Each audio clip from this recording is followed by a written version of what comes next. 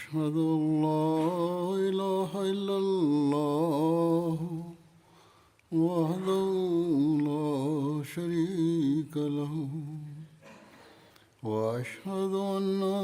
محمدا عبده ورسوله أما بعد فأعوذ بالله من الشيطان الرجيم بسم الله الرحمن الرحيم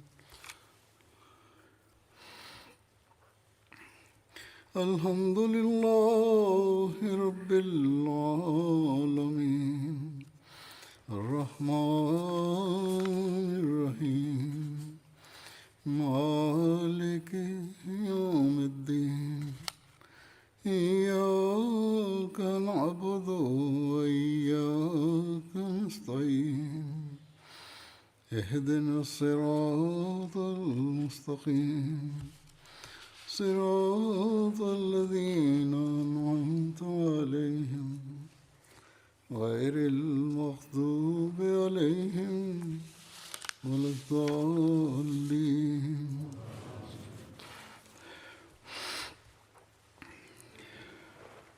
لن تنالوا البر حتى تنفقوا مما تحبون وما تنفقوا من شيء فإن الله به عليم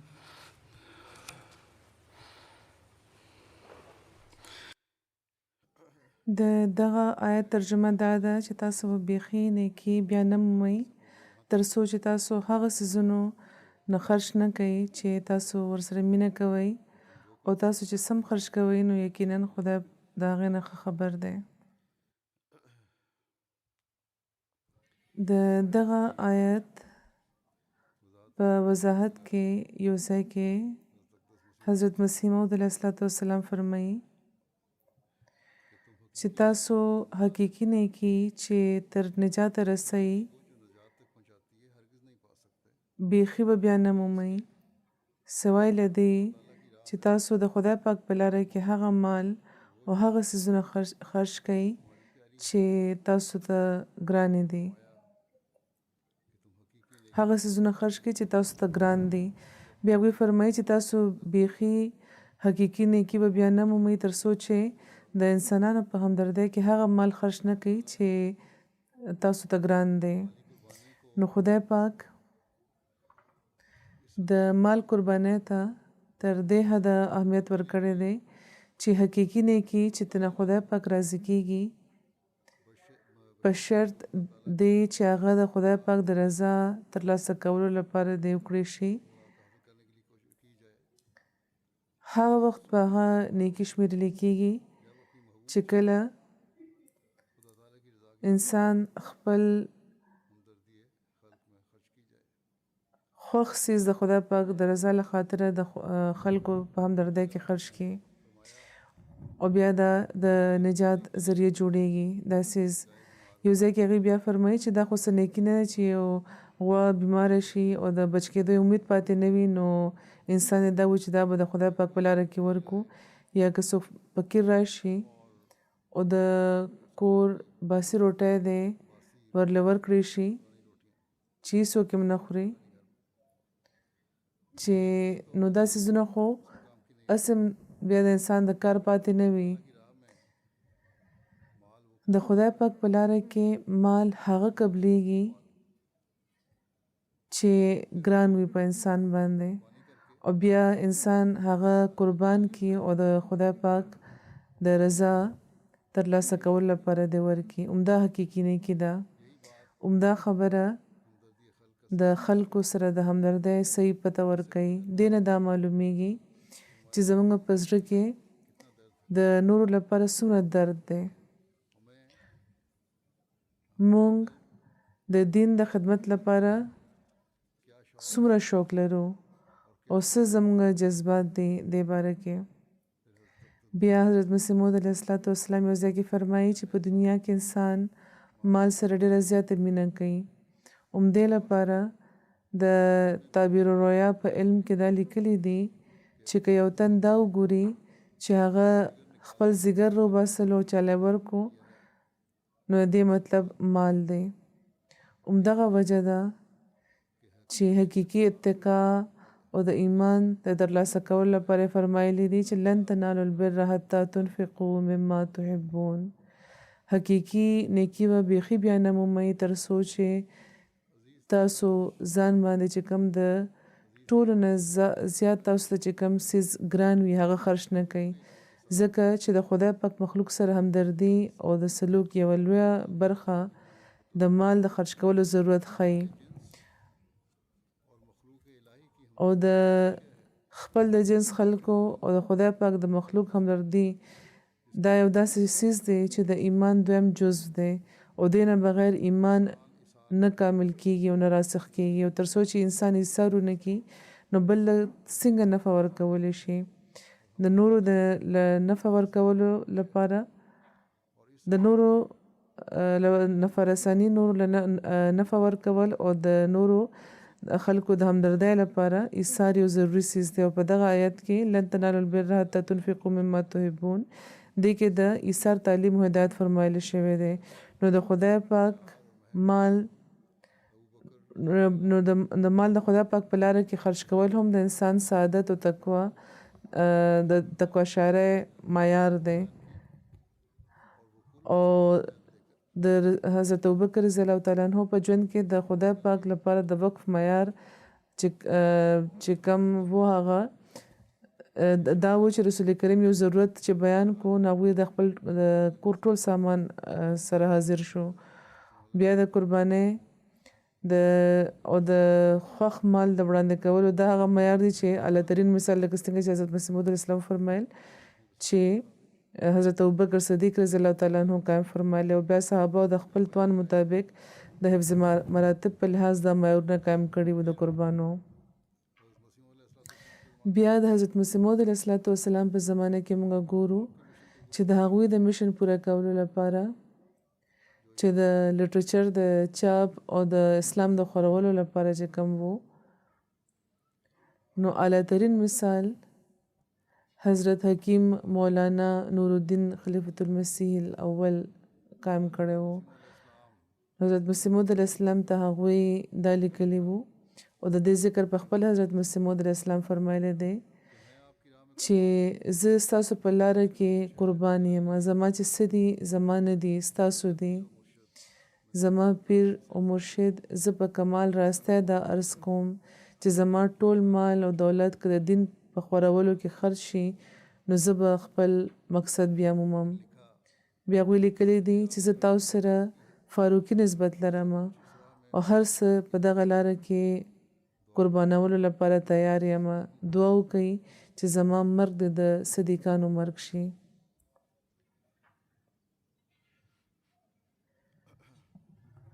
همدغه شان د حضرت مسیح موعود علیه السلام ډېر صحابه وو چې د خپل د استعداد مطابق هغوی قربانۍ ورکړې وې او داسې قربانۍ هغوی ورکړې وې چې حضرت مسیح موعود علیه السلام فرمایل چې ما ته چې زه حیرانېږم چې د دې قربانۍ ګورم. دا قربانۍ دوی ولې ورکړې وې؟ دې لپاره چې د حضرت مسیح موعود علیه السلام میشن چې د اسلام د خورولو میشن دی په دې کې د هغوی مددگار جوړ شوی. دې لپاره چې مخلوق سره چې هغوی د همدردۍ درد لري نو هغوی دې هم د رسول کریم د ریښتونې غلام په جماعت کې د شاملېدو لپاره قربانۍ وړاندې کړي. د هدایت تکمیل کې د خپل کردار ولوبوي او دا د قربانو شوق د جماعت خلکو ته داسې د دوی پیدا شوی دی د جماعت خلکو کې چې د حضرت مسیح موعود علیه السلام نه پس چې کوم د هغوی د خلافت نظام جاری دی نو دې کې هم په هر دور کې خدای پاک قربانۍ کوونکي ورکړي دي چې قربانۍ کوي، خپل ترجیحات وروستو پرېږدي او قربانۍ کولو کې مخکې کېدو کوششونه کوي لګیا دي. په دې کې پخواني احمدیان هم شامل دي او نوموبین هم شامل دي چې د چا مثالونه به د ځنو زه وړاندې کوم د قربانو. حضور فرمایي چې بهرحال چې نن چې کومه خطبه ده دا د جنوري د میاشت ورومبۍ خطبه ده او عموما دا د وقف جدید د نوي کال د اعلان باره کې وي. حضرت مسلم موعود رضی الله تعالی عنہ په کال 1950 کې دا تحریک شروع کړی و چې په کلو کې د تربیت او د تبلیغ لپاره هغوی شروع کړی و چې مخکې صرف تر پاکستانه محدوده و او بیا په خلافت رابعه کې دیله وسعت ورکړی شو او ټولو ملکونو پورې دا د وسعت خور کړی شو او دغه چندې چې کومې پیسې دي د ترقي یافته ملکونو هغه د افریقې په ملکونو کې د تربیت او په تبلیغ باندې خرج کول حضرت خلیفه المسیح رابع ارشاد فرمایلی وو او عموما همدغه سلسله تر اوسه روانه ده. دغه چندې امت په افریقې کې او په نورو غریب ملکونو کې خرج کیږي. د جماعت خلک د خدای پاک په فضل دې کې ډېر مخکې کیږي او برخه اخلي. خدا نه ده چې د افریقې او د نورو ترقي یافته یا ترقي پذیر ملکونو چې کوم احمدیان دي هغوی په دې کې برخه نه اخلي لګیا دي. د هغو خلکو قربانۍ هم د دوی د ګټې او د حالاتو مطابق د ستاینې وړ دي. خو زیات چې کوم اخراجات دي بهرحال د مالدارو ملکونو په چندو پوره کیږي، د ترقي یافته ملکونو په چندو پوره کیږي. هر ځای کې دا قربانۍ کوونکي د دغه خبرې کامل ادراک لري چې کومه خبره یو حدیث قدسی کې رسول کریم بیان کړی ده چې خدای پاک فرمایي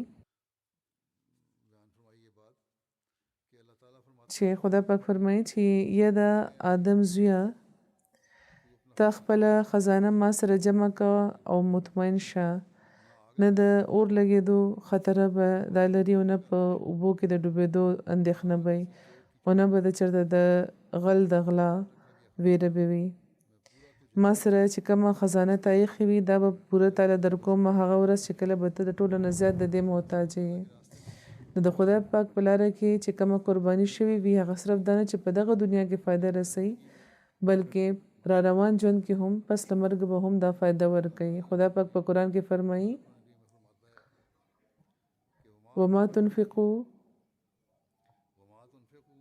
وما تنفقوا من خير يوفى إليكم وأنتم لا تظلمون.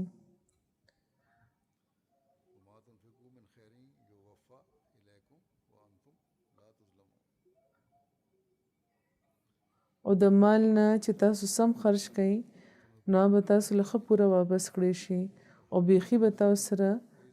زیاتې نه کیږي. نو خدای پاک چې کله لوس کوي نو هغه پوره کوي هم. د دې نمونې په دغه دنیا کې هم موږ ته ښیي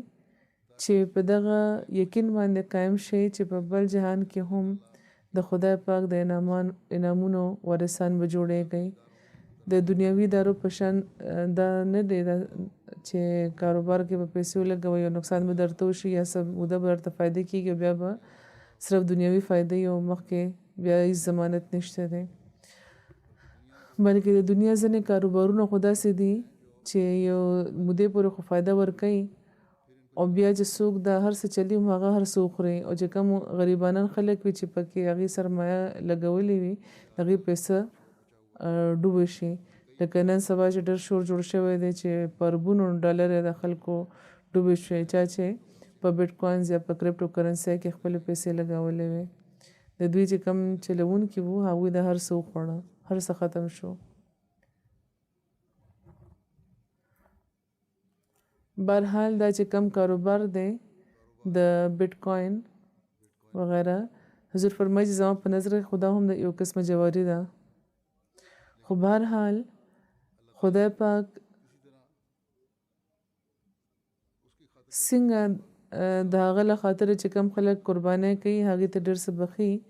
د دې عجیبه نظارې دي. حضور فرمایي لکه څنګه چې ما ویلي و چې یو څو مثالونه به زه وړاندې کوم. نو داسې مثالونه دي چې چېرته قربانۍ کوونکیو دنیاوي فایده هم پورته کړې ده، ورسره په ایمان کې هم اضافه شوې ده. مثلا د لایبریا یو مثال دی، بومي کاونټي دلته معلم وی چې د وقف جدید د وصولۍ لپاره د نوموباینو یو جماعت دی فومبا هلته تللی ومه. مقامي امام سره ملاقات نه پس یو اجتماعي پروګرام منعقد کړی شوی و چې پکې د کلي اکثریت شامل و.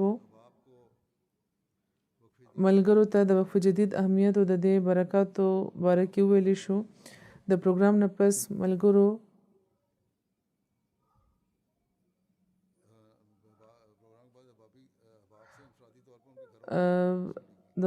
نه په انفرادي طور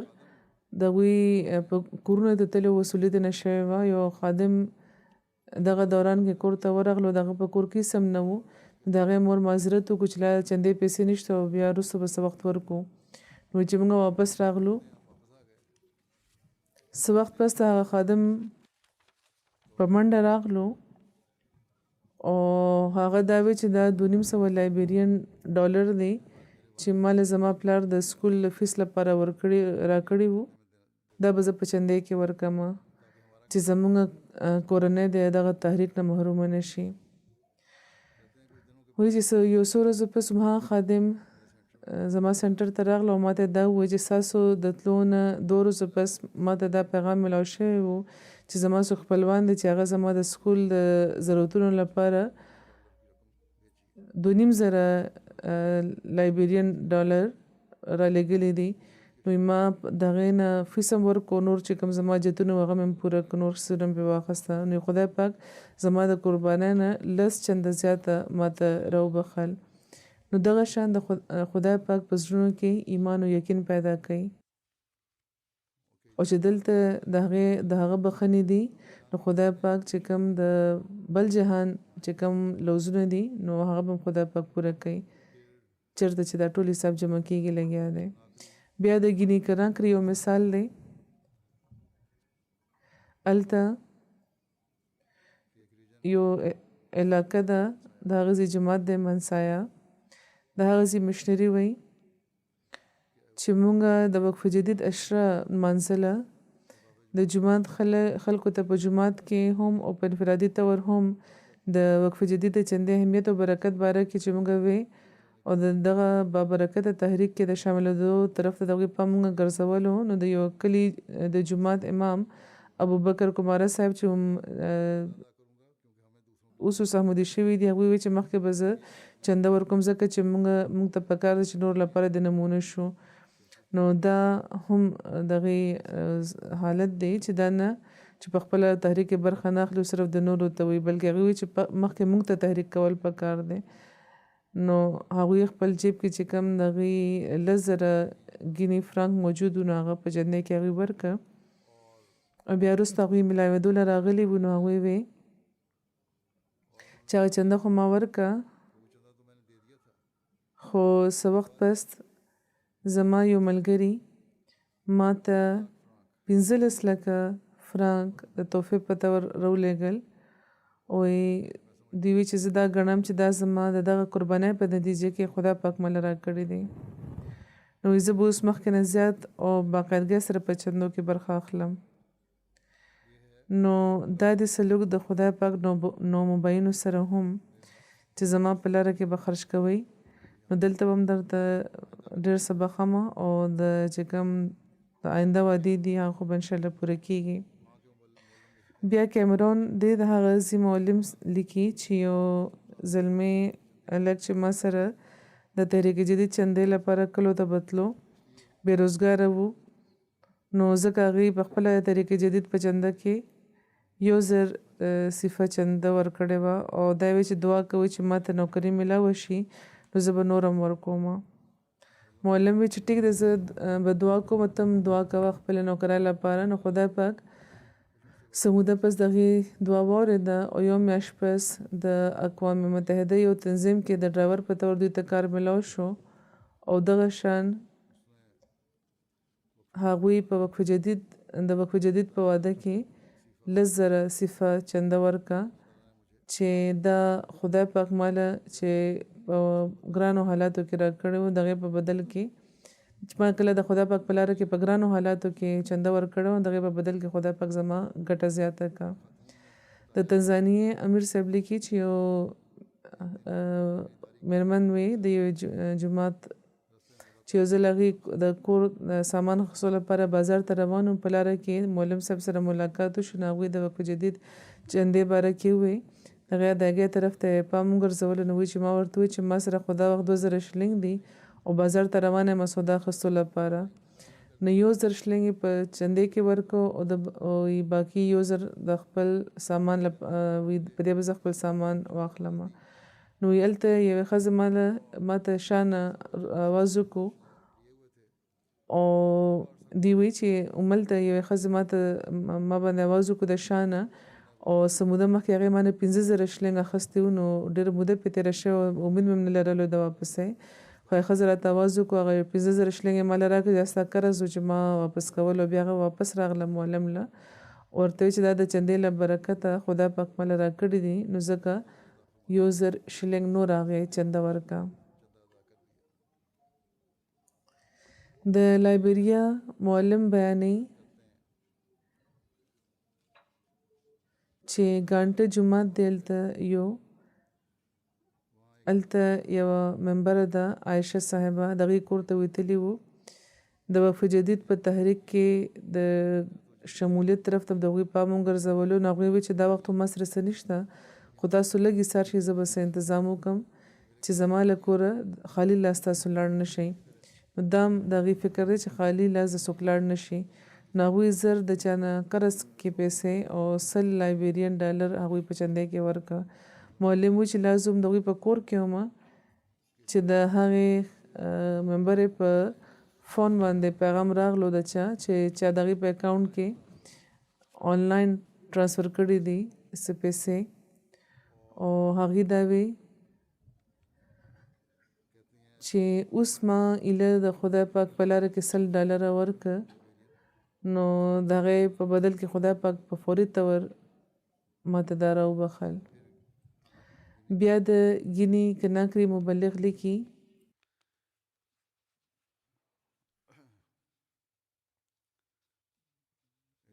چې جماعت یو ممبر دی سید اوبا صاحب بیروزګار وو او مایننګ کمپنۍ کې هغوی درخواستونه ورکړي وو خو څه امید ورته نه ښکارېدو. د وقف جدید د اشرې دوران د هغوی پام چې کله د چندې د ادایګۍ طرف ته وګرځولی شو نو هغوی وویل چې زه خو بېروزګاره یم زیات خو څه نشم ورکولی خو بهرحال هغوی چې جیب کې لاس واچولو نو هغوی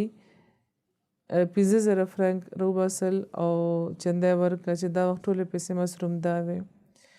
وایي د چندې د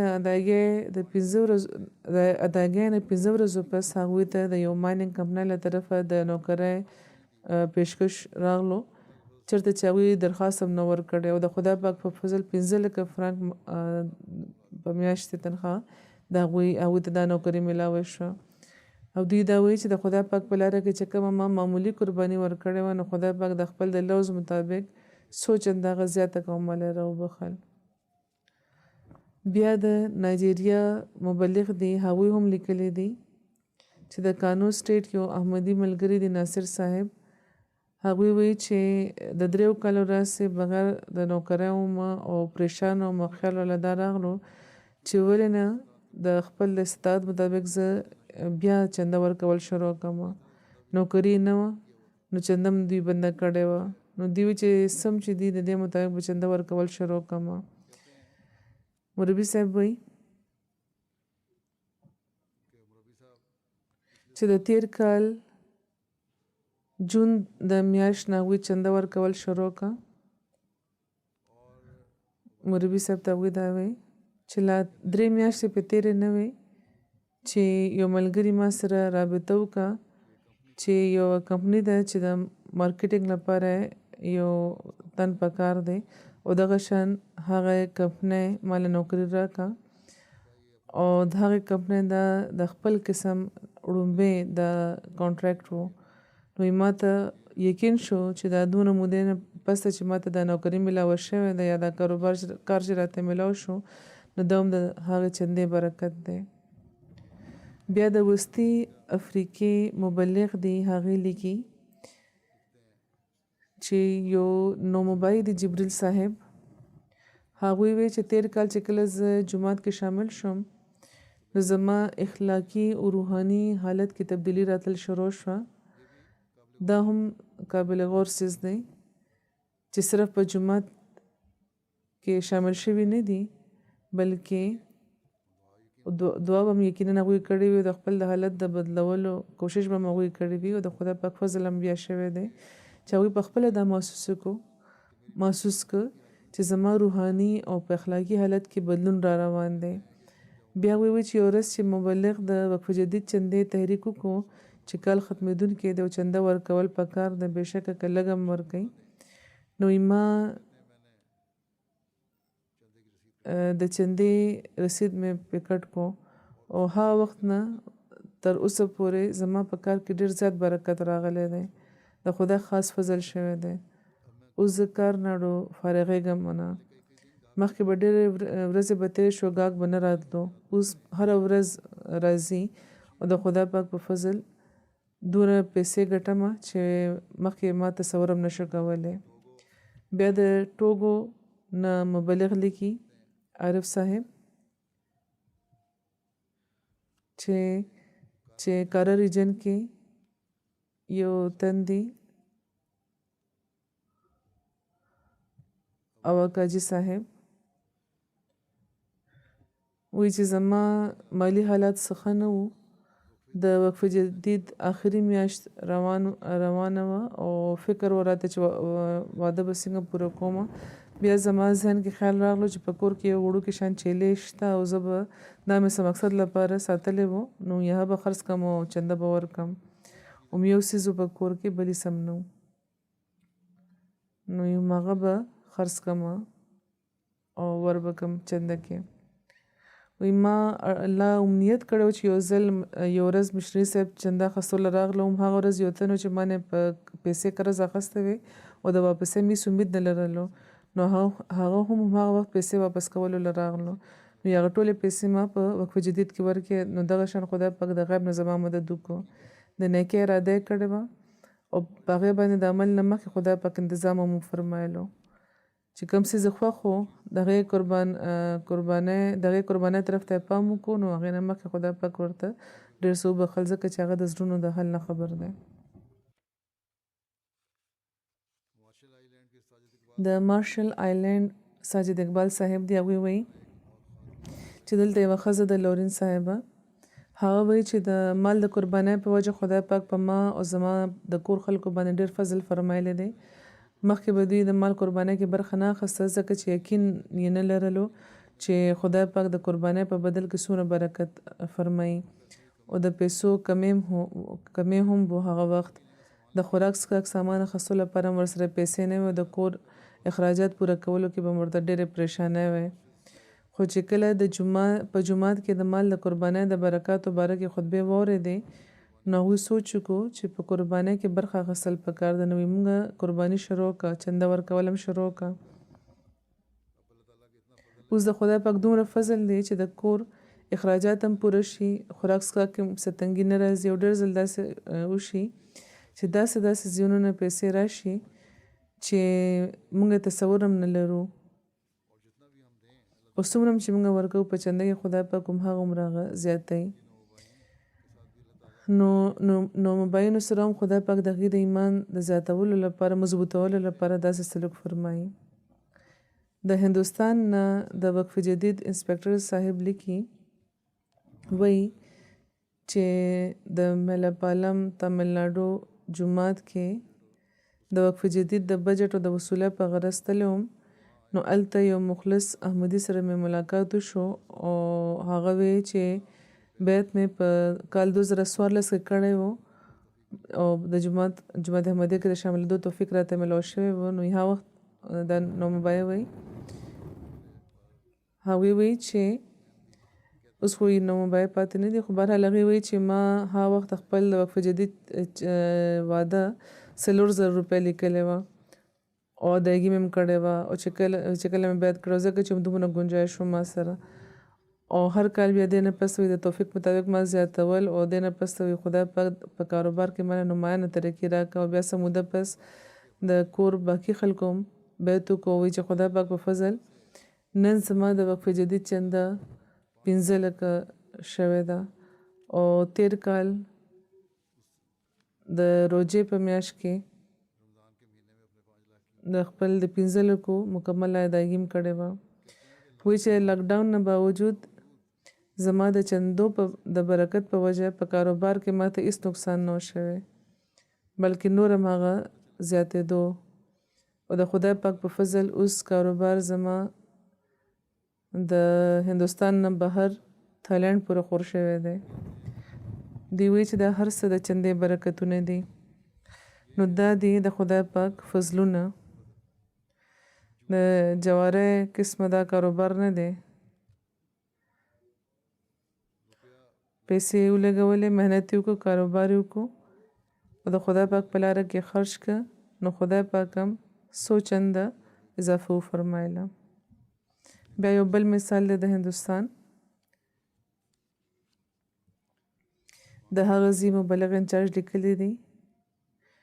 مالمپورم کیرالا ناظم صاحب دی مال انسپکټر صاحب د وقف جدید چې د مالی کال د اختتام په وجه په دوره ومه او زموږ علاقې ته دوی راغلي وو د مالی کال د اختتام په وجه په دوره وو نو زموږ علاقې ته راغلي وو نو هلته یو مخلص احمدي و دغې فون ورغلی وو چې رحمان صاحب چې وی دوی مخکې کاروبار کولو چې زما کمپنۍ ته راشئ ما یو کمپنۍ جوړه کړې ده او یو نوې برخه مې پکې جوړه کړل ته دعا کول دی او چې کله موږ هلته ورغلو نو بغیر د تپوس هغوی 10 لکه روپۍ چک یې ماله راکړو د دورې لپاره خپل لوی ګاډی راکړو پټرول هم پکې واچوله موږ ورته وویل چې وړوکې ګاډی موږ لپاره ټیک دی خو هغوی وی نه مرکزي نمایندګانو لپاره ښه ګاډی پکار دی چې هغوی چې د اعتبار قابل چې په آرام په سفر وکړی شي نو دا هغوی دا وی چې دا پیسې ما خپل د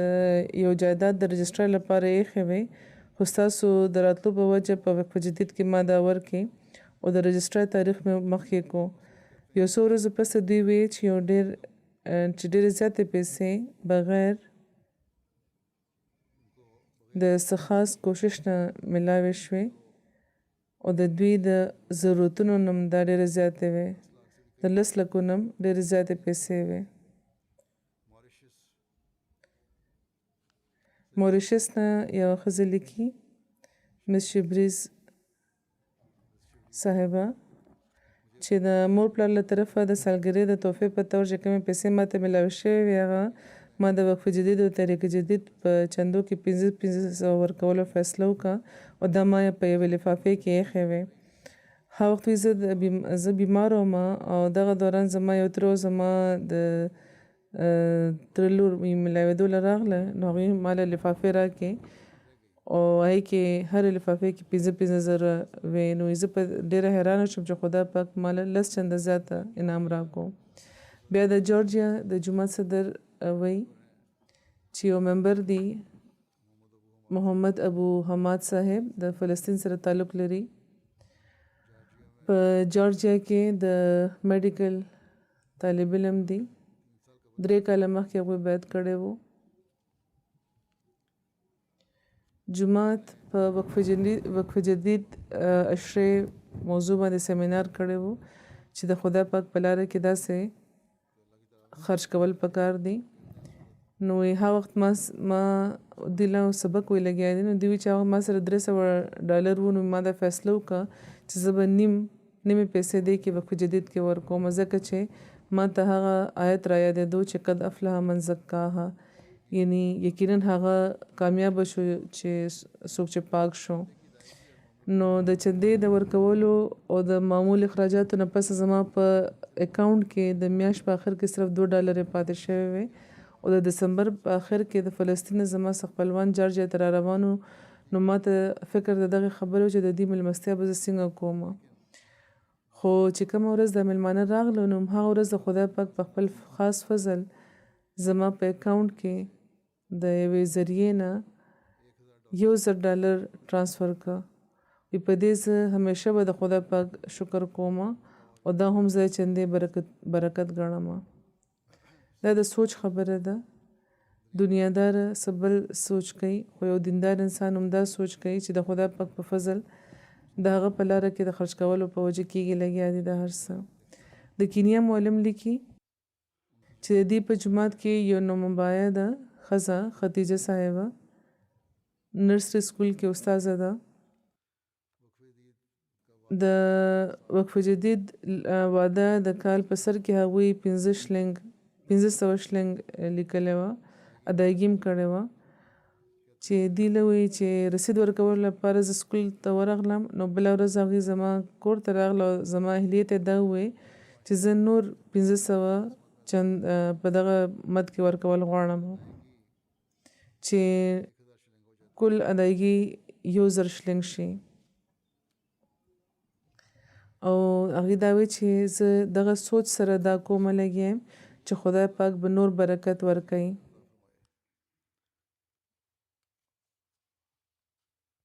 نو چې زه کله کور ته راغلم نو اهلیه راته ووی او ما رسید چې کټ کو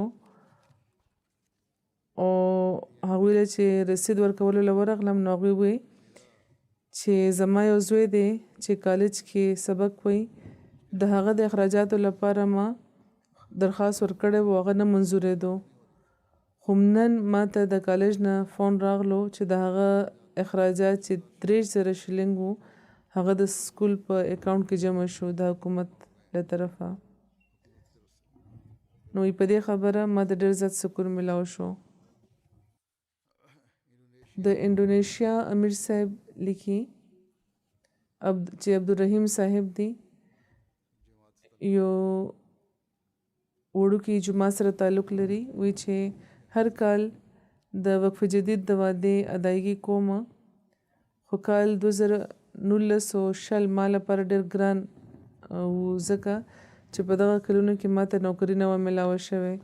وی څه موده مخکې ما د کار نه استعفا ورکړې وه د کاروبار کوشش مې کړی و خو کامیابي راته نه وه ترلاسه شوې چې کوم بچت مې کړی و هغه ورو ختم شو د وقف جدید کال ختمېدو لګیا او لوز ما کړی و د چندې او د ادایګۍ هیڅ صورت نه جوړېدو نوکري مې میلاوېدل هم راته ګران و ځکه چې عمر مې 51 کاله دی او په دغه عمر کې نوکري په ګرانه میلاوېږي وی هره ورځ به ما په تهجد کې دا دعا کوله او ما ته به حضور فرمایي خط لیکلو چې د وقف جدید چنده ورکول دي چې د سعادت راته ترلاسه شي نو د وقف جدید د کال د اختتام پورې خدای پاک څه نه څه طریقې به سره ما ته د وعدې مطابق د ادایګۍ توفیق راکړو بهرحال په څه طریقه ما ورکړه چنده د ادایګۍ د یو څو ورځو پس یو سابق افسر چېرته چې ما کار کولو دغه فون راغلو چې ما ته د انټرویو لپاره وویل هغوی د راتلو نو ما د خدای شکر وکړو چې ما ته نوکري میلاوه شوه زه حیران وم ځکه چې کوم تن چې زه راغوښتی وم هغه زما ډایرکټ سوپروایزر نه و او زما په ملګري په دغه سوچ کې و چې زه یې ولې راغوښتی یم ځکه چې ما خو تقریبا 2 کاله مخکې هلته نه استعفا ورکړې وه وی د خدای پاک فضل دی چې کومه زما مستقله مدینه وي هغه په دغه عمر کې شروع شوه سینیګال تامباکونډا ځای دی د هغه ځای مبلغ لیکي چې زما د دورې کې یو ځای کې چې کله د چندې تحریک وکړی شو او حضور فرمایي چې ما چې کوم په تیرې خطبې کې کوم واقعیات اورولي د خلکو نو هغه هلته واورولی شو نو یو احمدي عثمان صاحب وی چې کله چې هغوی بیعت کړی و نو د هغوی مالی حالت ډېر کمزوری و او د بیعت نه پس خپل پردي ټول مخالفان شوي وو 4 ځله مخالفانو د هغوی د کور د سوځولو کوشش کړی و هر ځل د کور یو برخه به وسوځېده خو چې کله نه ما جماعتي چندو کې برخه اخیستل شروع کړې دي نو ورځې مې بدلې شوې وی د چندو له برکته اوس هغوی خپل پوخ کور جوړ کړی دی چې کوم مخکې و هغه کچه کور و نو اوس چې هغه بس سوځېده خو اوس پوخ کور جوړ کړی دی ماشومان هم په ښار کې ښه تعلیم ترلاسه کوي لګیا دي او هر کال هغوی د نورو د هر کال نورو چندو په شان هغوی په وقف جدید کې هم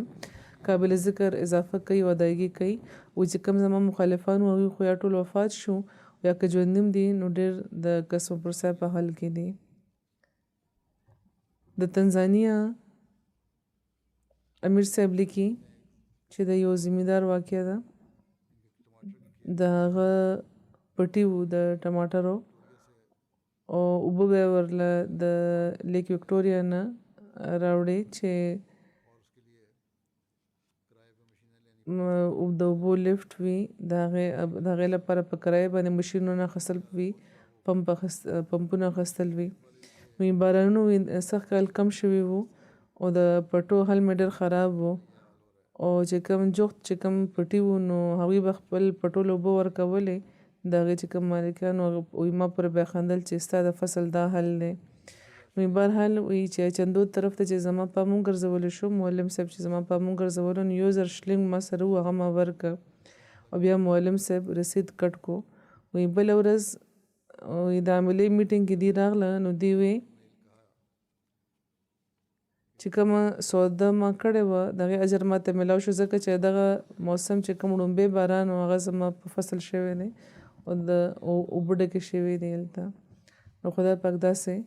ماته رابخلی وو سیرالیون نه مبلغ لیکي استاد دی وی چې الیکس ټامو صاحب یو ریسرچر دی د سیرالیون دی وی د هغوی د وصیت چنده او نورو چندې هغه باقي پاتې وي ځکه چې تیر کال د ځینو سرکاري مسلو په وجه ادارې تنخواهګانې ورکولو کې ډېر وخت لګولی و او سمودې لپاره ژوند یې باندې انتهایي ګران شوی و بهرحال هغوی د یو ځای نه د پیسو انتظام وکړو فوراً او د وصیت چندی ورکړو نورو چندې ورکړې د دغه تنګۍ په دور کې هم نو د چندو ورکولو نه پس مخکې د وریجو د تحقیقي منصوبې لپاره ګنې کناکري یو وخت وایي چې زه منتخب کړی شوم بیا ډېر لوی فرنشت کور هم راته میلاو شو او د انګلستان په جلسه کې 2002 چې کومه جلسه وي ما ته توفیق میلاو شو په کور کې د ټي وي او د MTA لګولو او بیا د مخکې نه زیات د خدای فضل دا وشو چې جاپان چې کومه کاګوشیما یونیورسټي وایي کې د PhD لپاره سکالرشپ هم راغلو نو ما وی اپلای وکړو درخواست مې ورکړو نو د ادارې له طرفه ما له فوقیت راکړی شو هلته هم زه منتخب کړی شوم یو د تیر کال راسې زه په جاپان کې ناست یم جاپان کې هم د خدای پاک په فضل د جمعه سره د دې رابطه شته او د خدای پاک فضل دا وشو چې ادارې صرف دا نه چې زما کورنۍ له کور ورکو بلکې د تنخواه یوه برخه هم د زما کورنۍ لپاره جاري کړې دلته په سیرالیون کې نو دا خبره بهرحال وی ما لپاره په ایمان کې د اضافه سبب جوړ شوی دی چې چندې له برکته خدای پاک په ما باندې دا فضل فرمایلی دی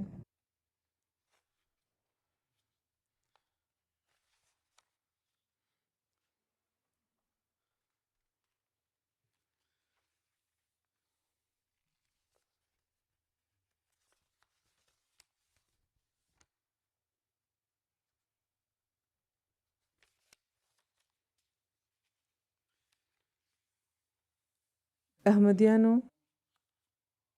بلکې په نوموبایونو کې هم د خدای پاک له خاطره د مال د مینې نه د بې رغبتۍ مثالونه موږ ته نور هم ښکاري نو د سیرالیون د ریجن مبلغ لیکي میومبا ریجن چې د خطبې دوران د وقف جدید په حواله چې پام ګرځولی شو چې یو ځل یو صحابي تبر راخستی و او ځنګل ته تلي ولته ونې پرې کړې وې او پیسې ګټلې وې او رسول کریم په خدمت کې وړاندې کړې وې نو د جوخت یو کلی دی ډوډو الداغزي احمدي د جمعې مونځ له راځي نو یو ورځ هغې قاسم صاحب هغوی په سره غرمه کې راغله او ډېر زیاتې پیسې هغوی وړاندې کړي چې دا زما ټوله ګټه ده چې وقف جدید کې وړاندې کومه او هغې ته چې ویلی شو چې دې کې د خپل ځان لپاره هم څه پیسې کېدی نو هغوی ډېر په جوش کې دا ووایي چې کومه ورځ چې هغوی د صحابي واقعه ورولی وه نو هغه ورځ ما دا اراده کړې وه چې په دې به عمل کوم او نو ځکه تاسو ټولې پیسې واخلئ خدای پاک به ماله پخپله راکړي بیا د تنزانیا امیر صاحب لیکي چې د شیانګه ریجن معلم وی چې هلته یو کلی دی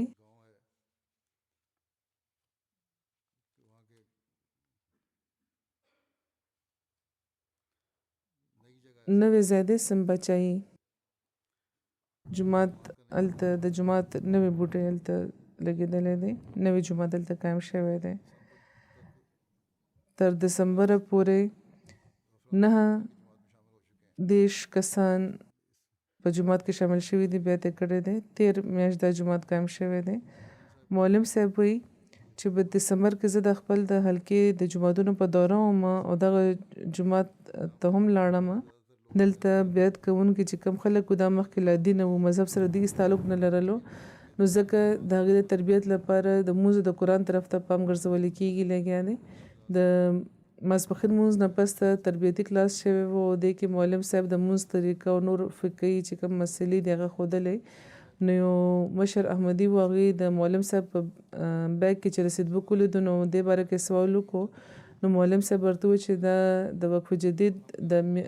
د کال آخري میاشت نو ځکه د وعده مطابق وصولۍ لپاره به مرکز ته رپورټ لیږو چې د خلیفة المسیح ته رپورټ ولیږلی شي او چې کوم احمدین په دغه چندې کې شاملېږي نو هغې له دا رسید ورکړی کېږي چنده رسید ورله پرېکړې شي ورکړی شي نو په دې یو بل احمدي تپوس وکړو چې زموږ چنده به تاسو کله اخلئ نو معلم ورته وایي چې ما ورته وایي چې زما دا خیال چې ستاسو حالات لا تنګ دي او نوي تاسو احمدیان شوي یئ د تربیت ضرورت دی نو ځکه بل کله به تاسو په چنده کې شامل کړی شئ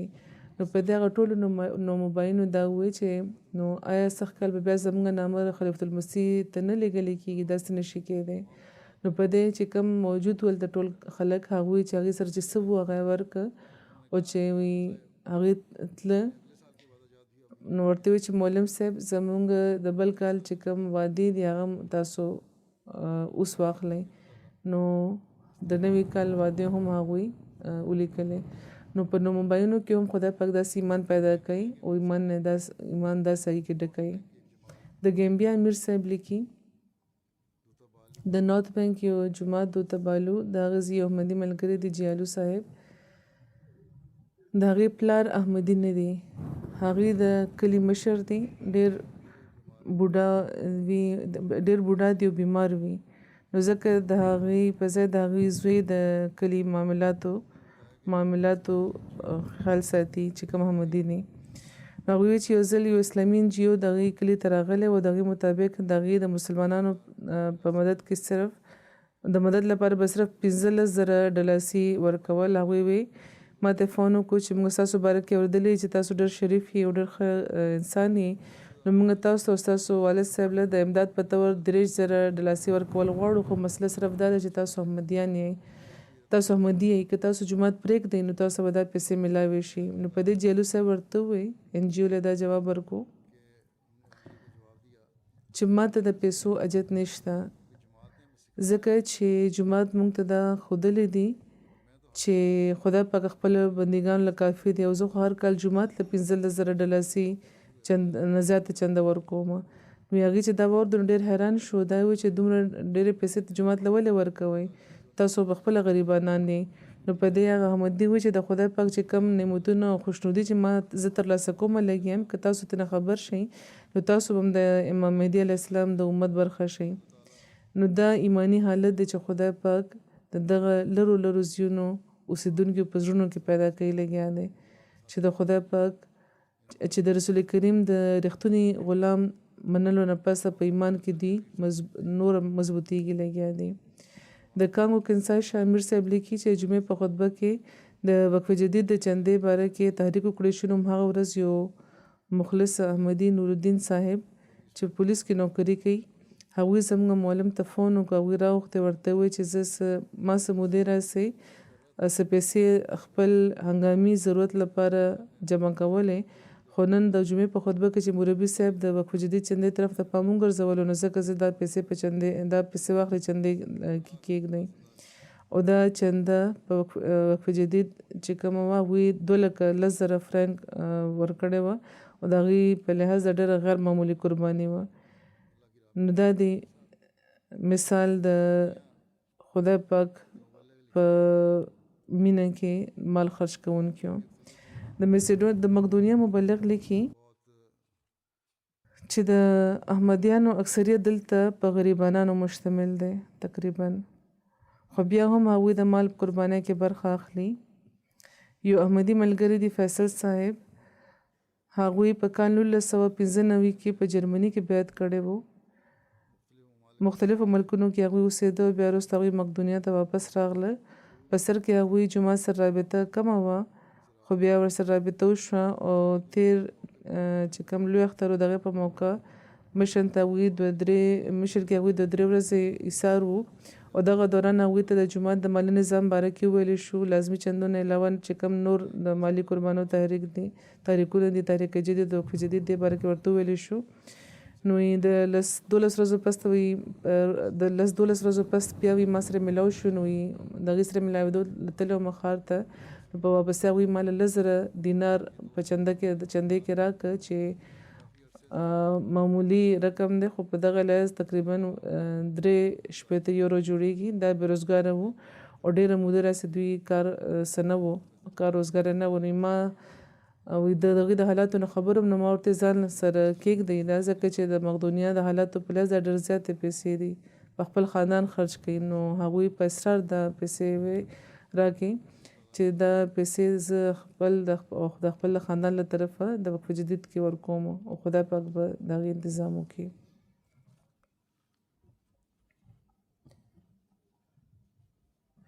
نو بهرحال دا هغه خلک دي چې قربانۍ کوي. د کم مال چې دوی اجت لري هغه د خدای پاک په لاره کې ورکوي. حضرت مسیح موعود علیه السلام فرمایي تاسو لپاره ممکنه نه ده چې مال سره مینه کوئ او خدای پاک سره هم صرف یو سره مینه کولی شئ. نو فرمایي پس خوش قسمته د هغه تن چې خدای سره مینه کوي او تاسو کې چې څوک خدای سره مینه کوي او په دغه په لاره کې مال خرج کوي نو زه دا یقین لرم چې دغه په مال کې به د نورو په نسبت زیات برکت اچولی کېږي ځکه چې مال په خپله نه راځي بلکې د خدای په اراده راځي. نو کم تن چې د خدای پاک لپاره ځینې برخه د مال پرېږدي به ضرور بیا مومي هغه. نو هر قرباني کوونکی احمدي د دغې خبرې د صداقت ګوی ورکوي چې مال د خدای پاک له طرفه راځي. مسیح اسلام چې څه فرمایلی دي هغه برحقه دي. خدای پاک دې د دغه قربانۍ کوونکو ته د معیارونو د زیاتولو توفیق ورکړي او چې کوم زیات بهتره حالاتو کې د خلک چې د قربانۍ معیار اعلی نه دي هغوی د حضرت مسیح موعود علیه السلام په دغه خبره باندې پوه شي چېرته چې هغوی فرمایلی دي چې زه تاسو ته بار دا وایم چې خدای پاک ستاسو د خدمتونو لږ زره محتاج نه دی خو د هغه په ستاسو باندې فضل دی چې هغه تاسو ته د خدمت موقع درکوي. کم خلک چې کنجوسي ښیي هغوی ته دې باره کې غور کول پکار دی. خدای پاک دې جمعه چې کوم مالداره خلک دي هغې د توفیق ورکړي چې په دې خبره باندې پوه شي. حضور فرمایي چې اوس دې نه پس به د تېر کال چې کوم د وقف جدید عدد شمار دی به زه بیان کړم. د خدای پاک په فضل د وقف جدید 15 کال په 1 دسمبر ختم شو او نوی کال شروع شو د 1 جنوري نه او جومات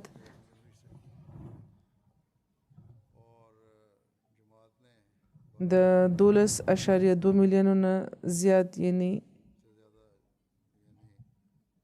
2.15 یعنی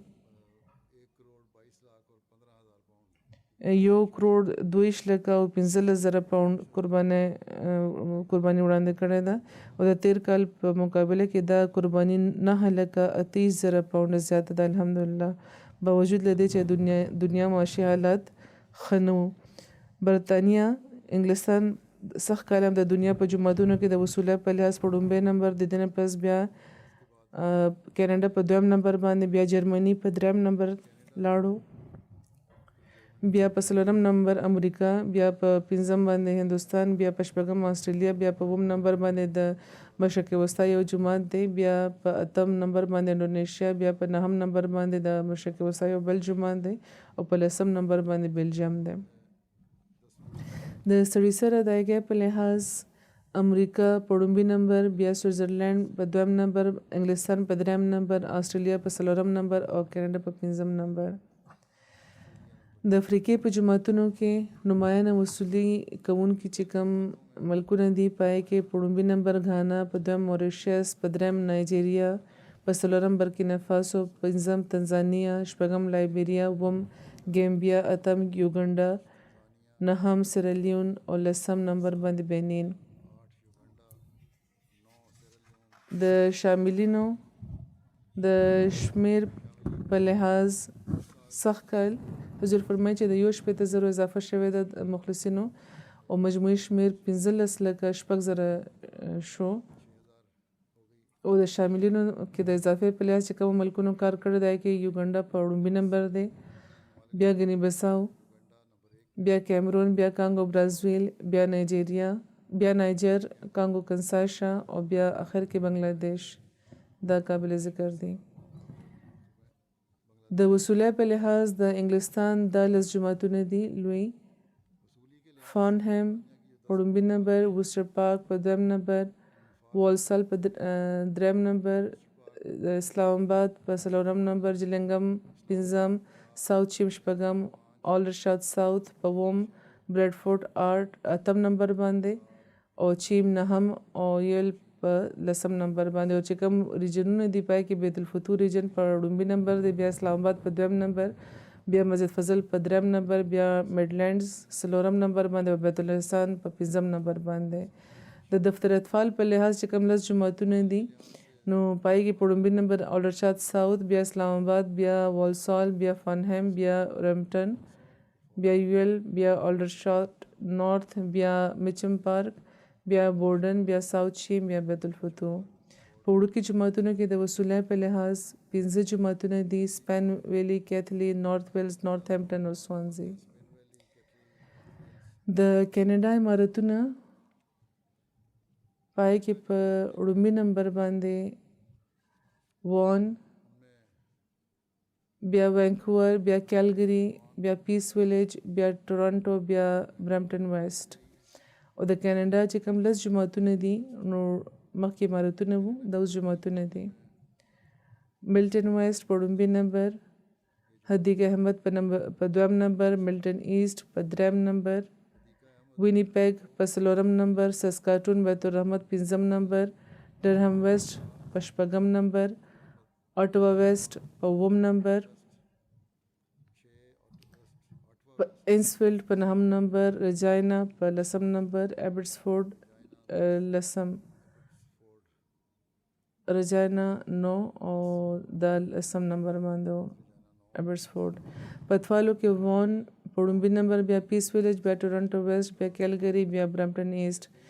د دفتر اطفال چې کوم 15 نمایانه جماعتونه دي نو مخکې امارتونه اوس جماعتونه دي ایډري سنت کیتھرین حدیق احمد انسفیلډ بریډفورډ ایسٹ د جرمني چې کوم 15 امارتونه دي نو په لومړي نمبر باندې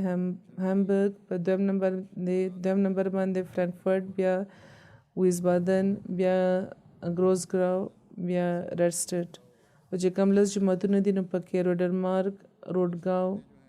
بیا ماینز حلقه بیت الرشید نویس فلورسهایم نیدا مهدی آباد فریډبرګ او کوبلنز. په اطفالو کې 15 ریجنونه دي: هیسن میټې، هیسن ساوث ویسٹ، هامبرګ، تونس او ویسبادن. د امریکې لس جماعتونه چې کم دي نو په لومړي نمبر باندې میریلینډ، بیا نارت ورجینیا، بیا لاس انجلس، بیا ډیټرویټ، سیلیکون ویلی، بیا بوسټن، بیا آسټن، بیا آشکاش، بیا روچسټر، بیا فینکس. د اطفال چې کم لس جماعتونه دي نو پای کې ساوث ورجینیا، نارت ورجینیا، میریلینډ، سیټل، اورلینډو، آسټن، سیلیکون ویلی، آشکاش، پورټلینډ، زاین. د پاکستان چې کوم وړومبي 3 جماعتونه دي نو پاکستان کې د ګرانو حالاتو معاشي حالاتو باوجود مقامی کرنسي کې هغوی د خدای پاک په فضل ډېره اضافه کړې ده. د پاوند په مقابله کې د هغوی د کرنسي قدر بیخي ختم شوی دی، د دې نه باوجود هغوی د هغوی چې کوم آمد دی هغه ښه دی. په اول جماعتونو کې لاهور، بیا رباط، بیا دریم نمبر باندې کراچي، بیا ضلعو کې وړومبی نمبر په اسلام آباد، بیا سیالکوټ، بیا فیصل آباد، گجرات، گجرانوالا، سرگودا، عمرکوټ، ملتان، میرپور خاص، ډیره غازی خان. د وصولۍ په لحاظ چې کوم لس جماعتونه دي نو اسلام آباد ښار، ډیفنس لاهور، ټاونشپ لاهور، دارالذکر لاهور، ماډل ټاون لاهور، علامه اقبال ټاون لاهور، راولپنډي ښار، عزیز آباد، کراچي، سمن آباد لاهور، مغلپوره لاهور. د اطفال په دفتر کې چې کوم 3 لوی جماعتونه دي نو لومړي نمبر باندې لاهور، بیا دویم ربوه، بیا دریم کراچي. د اضلاع د چې کوم پوزیشن دی نو په دفتر اطفال کې نو اسلام آباد په لومړي نمبر، بیا سیالکوټ، بیا فیصل آباد، سرگودا، عمرکوټ، میرپور خاص، نانوال، نانکانه صاحب، جهلم، بیا کوټه. غیر معمولی کوششونه کوونکي چې کوم جماعتونه دي واړه خو خیر نه دي، حضور فرمایي لوی ښارونه پکې شامل دي. یو پکې گجرانوالا ښار دی، گلشن جامی کراچي، صدر کراچي، راولپنډي کینټ، بدالفضل فیصل آباد، کریم نگر فیصل آباد، سیالکوټ ښار، پېښور، سرگودا او کاډا. د هندوستان چې کوم وړومبي چې کوم لس صوبې دي پای کې کیرالا، تاملناډو، کرناټکا، جموں کشمیر، تلنګانا، اڑیسہ، پنجاب، ویسٹ بنگال، مهاراشټرا، دلی. وړومبي لس جماعتونه چې کم دي نو پای کې کویمبټور، بیا حیدرآباد، بیا قادیان، بیا کیرلای، پاټا پریام، بیا بنگلور، ملیا پلیالم، بیا کولکتا، بیا کالیکټ، بیا کیرنګ. د آسټرالیا چې کم لس جماعتونه دي نو پای کې په وړومبي نمبر کاسل هیل، بیا میلبن، لانګ وان، مازډن پارک، لوګن ایسٹ، میلبن، بیروک، پینبرتھ، پرتھ، ایڈلیډ ساؤتھ، میلبن کلایډ، ایڈلیډ ویسٹ. په بالغانو کې د دې جماعتونه دي کاسل هیل، میلبن، لانګ وارن، مازډن پارک، میلبن، بیروک، لوګن ایسٹ، پینبرتھ، پرتھ، ایڈلیډ ساؤتھ، ایڈلیډ ویسٹ، میلبن کلایډ. اطفالو کې په وړومبي نمبر باندې میلبن، لانګ وارن، بیا لوګن ایسٹ، بیا پینبرتھ، بیا پرتھ، بیا کاسل هیل، بیا میلبن کلایډ، بیا ایڈلیډ ساؤتھ، بیا میلبن بیروک، بیا ماؤنٹ رویٹ.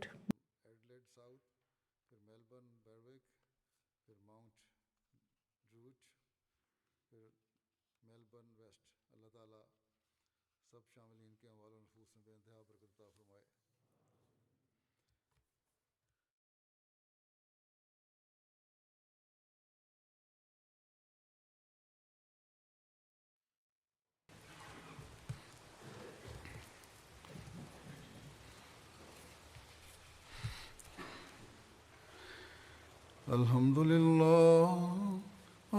لله نحمده ونستعينه ونستغفره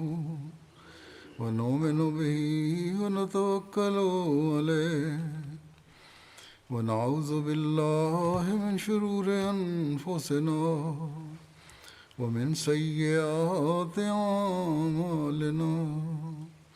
من يهده الله فلا